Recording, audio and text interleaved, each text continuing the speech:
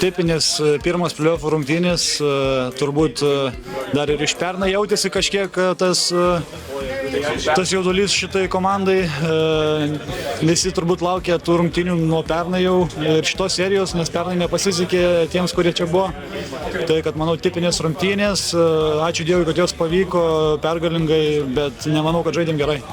Pirmoje rungtynių pusėje buvo įgyta dviženklė persvara. Kas nutiko, kad po to buvo išbarstyta ir jau varžovai buvo įsiveržę į priekį? Mes turim tokią tendenciją, kad kai pabėgam 10 taškų, laukiam, kad kažkas mums atiduos kitus 10 ir užbaigs rungtynes. Bet taip nebūna.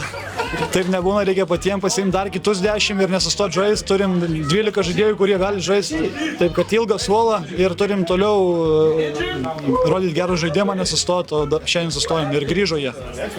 Ko dabar reikės, kad ir iš Klaipėdos parsivežti pergalį, uždaryti šią seriją?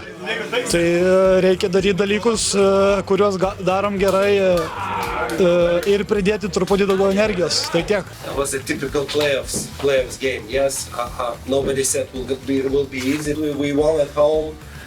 We need to expect even more tough game in Klaipėda.